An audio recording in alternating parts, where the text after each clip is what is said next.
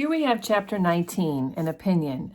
So just to remind you what happened in the last chapter, Dr. Manette had a relapse the whole time that Lucy and Charles were on their honeymoon and had started making shoes and did not seem to recognize Mr. Lorry or Miss Pross. So after the 9th night, they wake up the next morning on the 10th morning, and amazingly, Dr. Manette seems to be himself. He has Mr. Lorry wakes up and recognizes that the shoemaker's bench and tools are aside. They're not like where they had been before, and that Dr. Manette himself sat reading at the window. So he has somehow snapped out of it. So the next couple paragraphs are about Mr. Lorry just questioning himself, like, am I dreaming? Like, is this actually happening? He can't believe it, and he kind of checks all the details and realizes that, yes, like Dr. Manette seems to be himself again. So Miss Pross wanders in and she confirms that, yes, he is fine. They decide together that they should let him just sort of sit and do his reading until it's the normal time for breakfast. And then they should meet the doctor at breakfast as if nothing unusual has occurred.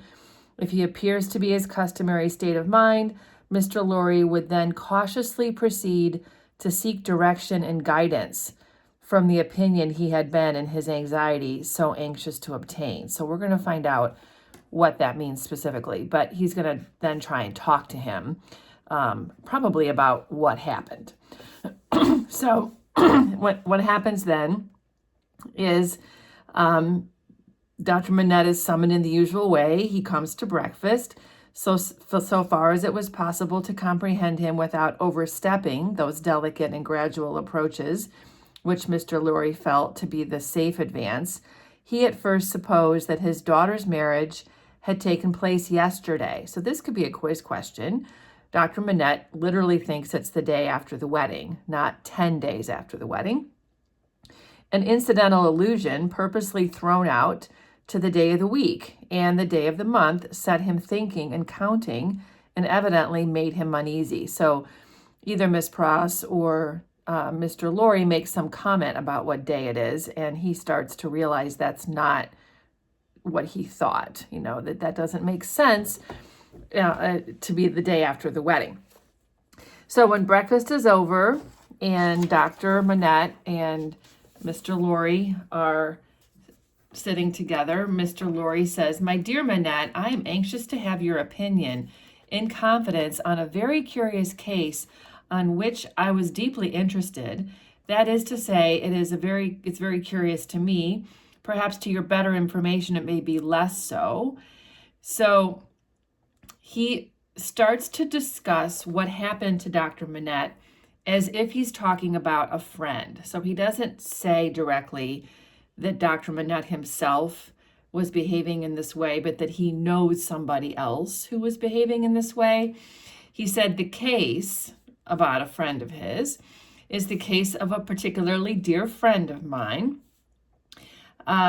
Pray give your mind to it and advise me well for his sake, and above all, for his daughters, my dear Manette. And then the doctor says, if I understand, some mental shock. So this is a hint that Dr. Manette knows that they're talking about him, but they're doing it like in the third person, like as if he's somebody else. So it's kind of like they're speaking in code. And the benefit of this is it's not quite so direct and personal, and it might make it easier for Dr. Manette to talk about it. So Dr. Manette says, be explicit, spare no detail. So he wants to know, like, what happened to me. Mr. Lorry saw that they understood one another. So they know they're talking about Dr. Manette, and he wants to know what happened. So Mr. Lorry goes on to explain that this was a shock that had been, affecting him a long time ago, a shock in the mind. He had suffered from such a long time. But it says it is the case of a shock from which he has recovered so completely as to be a highly intelligent man, capable of close application of mind and great exertion of body. But unfortunately, there has been a slight relapse. So he's saying, like, you recovered, But then there was this relapse, and the doctor says, of how long? 9 days and nights. How did it show itself? Glancing at his hands again. So Dr. Manette's looking at his hands, and he sees that there's evidence there of his shoemaking, probably because like leather would stain his fingers, and maybe other tools that he uses would have affected his fingers. He asked if it was in the resumption of some old pursuit connected with the shock, meaning making of shoes. And Mr. Lorry says that is the fact. And Dr. Manette says, now, did you ever see him engaged in that pursuit originally? Once. So this is referring back to Paris when he was rescued from the garret. And when the relapse fell upon him, was he in most respects or in all respects as he was then? I think in all respects. So he's asking, Dr. Manette is asking, was my relapse with shoemaking as intense as it was when I was in the garret? And yes, it was. Does his daughter know of the relapse? This is a key question, of course. And Mr. Lorry says, no, it has been kept from her, and I hope it will always be kept from her. It is known only to myself and to one other who may be trusted. That's Miss Pross. And the doctor grasps his hands and says, that was very kind. That was very thoughtful. So he's very grateful that Lucy doesn't know. Now, my dear Manette, says Mr. Lorry, I want guiding. So this is a conversation he really wants to have. There is no man in this world on whom I could so rely on right now for guidance as you. Tell me, how does this relapse come about? Is there danger of another? Could a repetition of it be prevented? What can I do for my friend? No man ever can have been more desirous in his heart to serve a friend than I am to serve mine if I knew how.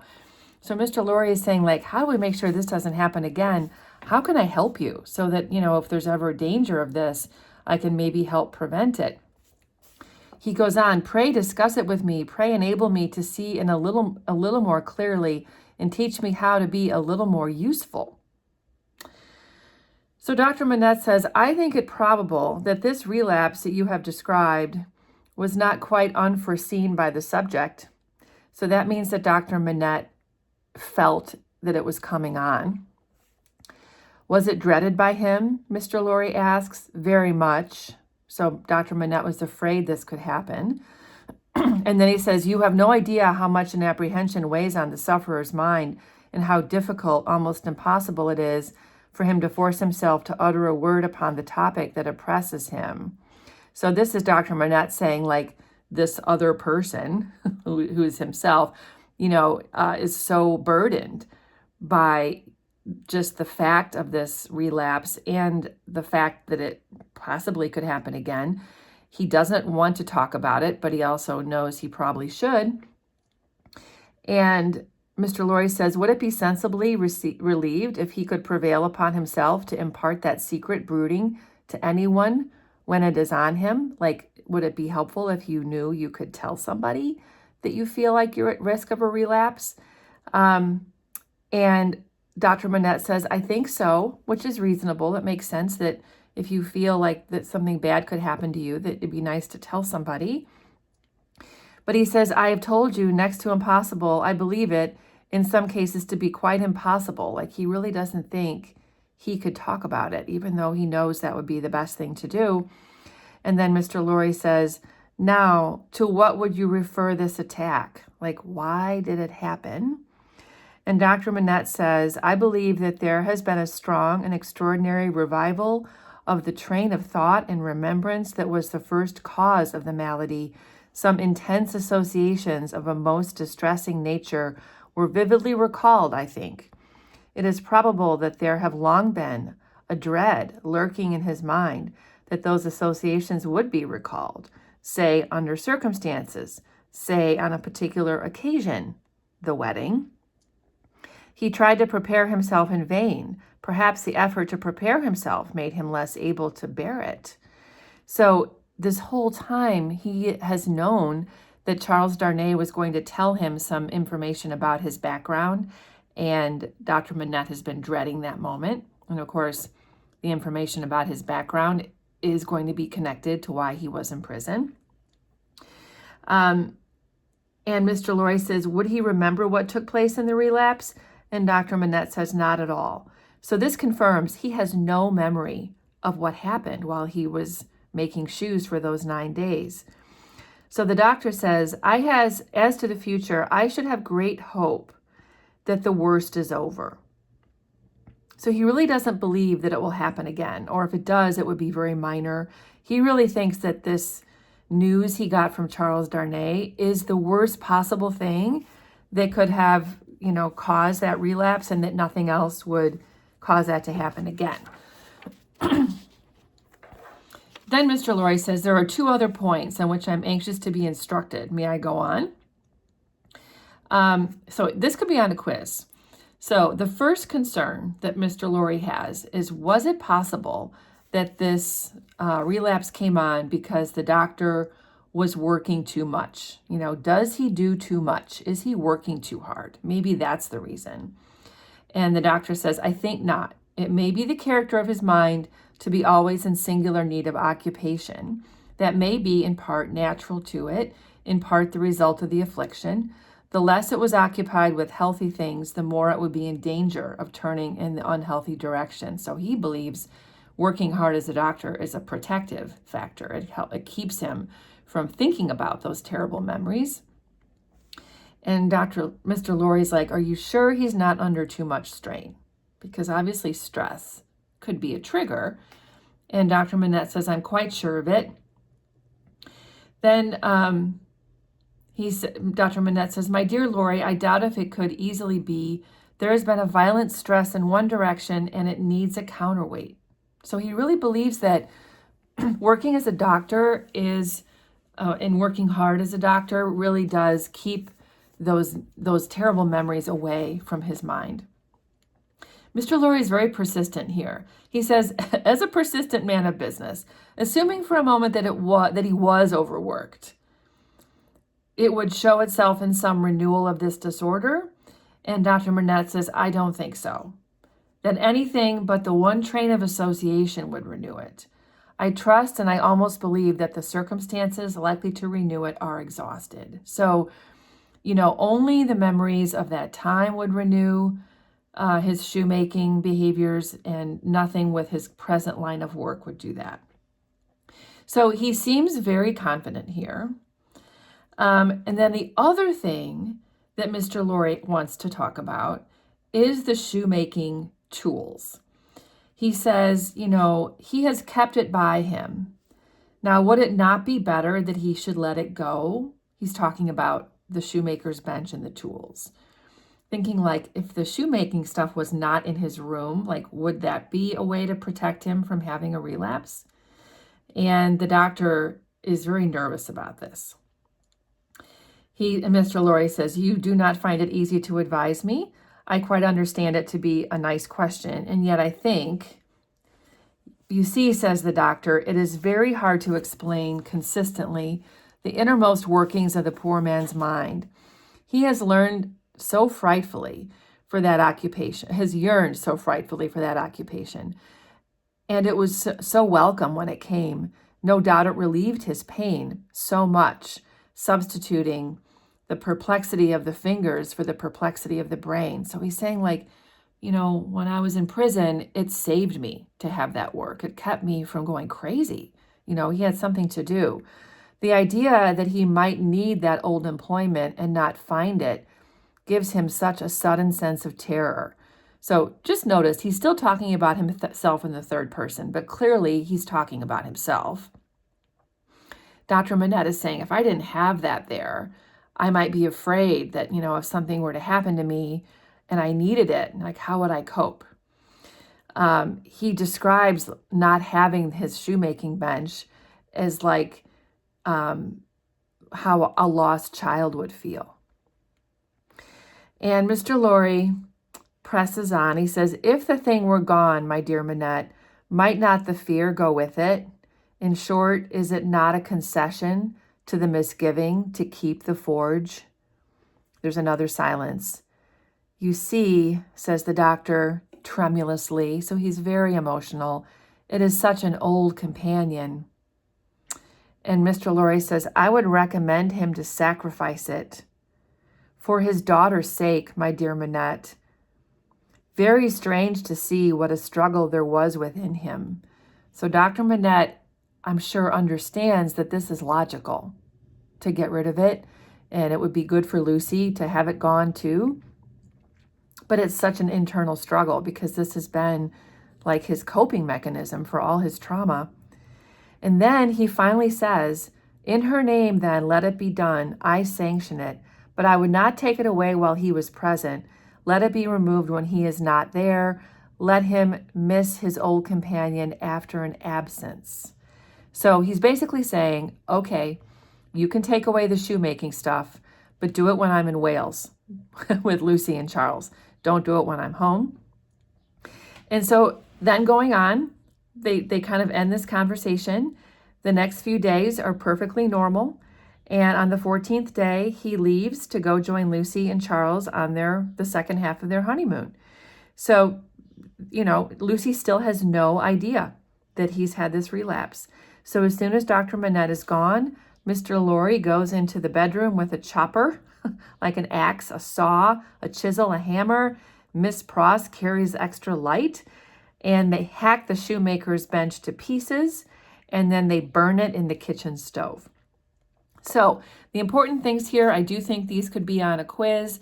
Dr. Manette is, Mr. Lorry asks if possibly Dr. Manette is working too hard, if that's what creates a risk for his relapse, or possibly could Dr. Manette get rid of the shoemaking bench? And the answer to the first question is no. Working hard is a counterbalance to the trauma, but eventually he does agree that the shoemaking bench can go, but only when he is gone, which is what happens. So 2 weeks later, chapter 20, a plea. Lucy and Charles have returned from their honeymoon. Dr. Manette has returned with them. The first person who appears at their home to congratulate them is Sidney Carton. They've barely been home a few hours when Sidney Carton presents himself. And after he congratulates them, he has an opportunity to take Darnay off to the side and talk to him. And he has this sort of socially awkward conversation. He says, Mr. Darnay, I wish we might be friends. And Darnay says, well, we are friends. I consider you a friend. And Sidney Carton says, well, you are good enough to say so as a fashion of speech. Like, yeah, we all say we're friends. But I mean that we might be friends in a different way. And he says, but then I scarcely mean that either. So he's not really sure what he's trying to say here. Charles Darnay asks him, what do you mean? Which is a fair question. So Sidney Carton says, well, you remember a famous occasion when I was more drunk than usual. And Charles says, well, I remember a famous occasion when you forced me to confess that you had been drinking. And Sidney says, I remember it too. The curse of those occasions is heavy upon me. So he remembers every time that he gets too drunk. He says, don't worry, I'm not going to preach at you. I just want to have this conversation. So Carton goes on, he says, well, at that moment when we were together and I was so drunk, on that drunken equation, I was insufferable about liking you and not liking you. So he's just remembering that sort of obnoxious conversation where he's like, oh, I like you, Charles Darnay. I don't like you, Charles Darnay. Partly because Charles Darnay had the eyes of Lucy, which, Sidney Carton wished he had Lucy, gazing at him. But he says, I just wish you would forget that conversation. That was such a bad conversation. I wish you would forget it. And Charles says, I forgot it. I have forgotten it. So they're talking about the time when they had, when Sidney Carton took Charles Darnay to a tavern to get dinner after the trial. And this is when Sidney Carton had basically cast a lot of doubt on the trial because of how much he looks like Charles Darnay. And that's actually what Darnay mentions here. He says, all I really remember about that day is what you did in the trial. You rendered a great service that day. by pointing out how much we look alike. And then, of course, Carton downplays that. Oh, I didn't care about you. I was just doing my professional job, you know. But he's like, but I'm speaking of the past, because now he does care about him more. Sidney Carton would like Charles to be an actual friend. So they banter about back and forth, and Sidney Carton is like, just those times are past. I'd like to forget it. And Charles is like, well, let's not make light of what you did in court that day, because that was really important to me. So they just kind of talk about that. And then finally, Sidney Carton says what it is he wants. And he says, well, if you could endure to have such a worthless fellow and a fellow of such indifferent reputation, meaning himself, coming and going at odd times, I should ask that I might be permitted to come and go as a privileged person here, that I might be regarded as a useless, and I would add, if it were not for the resemblance I detected between you and me, an unornamental piece of furniture, tolerated for its old service and taken no notice of. I doubt if I should abuse the permission, it is 100 to 1 I should avail myself of it 4 times a year. It would satisfy me, I dare say, to know that I had it. So what he's basically saying is, I would just like the freedom to pop over unannounced, just to like drop in like a neighbor does or a close friend. He just wants to be welcome in their home like a close friend would be. So this is what he's asking. And that could also be on a question of a quiz. I also feel like some of these things he's saying could be quote questions, or, like quote ID kind of things. So, excuse me, Charles Darnay made some mention of this conversation in general terms and spoke of Sidney Carton as a problem of carelessness and recklessness. So after Sidney leaves, they're having dinner, Miss Pross and the doctor and Mr. Lorry and Lucy, and Charles is kind of telling them about this conversation. I mean, he's not giving the details of the conversation, but he's just saying that, I spoke to Sidney Carton, he's such a kind of a goofball, he's kind of a mess, he was just sort of saying general things. And it says here, he spoke of him not bitterly or meaning to bear hard upon him, but as anybody might who saw him, because it's kind of just a general impression that he gives. And when he sort of talks about Sidney Carton over dinner in this way, Lucy gets upset. And Charles notices this, he can see that, she's upset about it. And when he goes up to bed at night, Lucy's looking very distraught. And Charles says, what is wrong? You look very thoughtful. Is there something on your mind? And she says, I think, Charles, that poor Mr. Carton deserves more consideration than you expressed for him tonight. And he's like, oh, okay. And she goes on to say, please be generous with him. He has a good heart that he seldom reveals, and there are deep wounds in it. And she says, I'm afraid he'll never be reclaimed. He'll never be able to do anything good. But she believes there's potential there for good, but that he is truly irreparable. Like he's never going to be anything better. And that she just wants them to remember, that there's somebody who is suffering like that. And she's like, remember how strong we are in our happiness and how weak he is in his misery. And he is so touched by her compassion. Charles says, I will always remember it, dear heart. I'll always remember it. And then he kisses her and gives her a hug. And Sidney is thinking to himself, if he had known, he would say again, God bless her for her sweet compassion.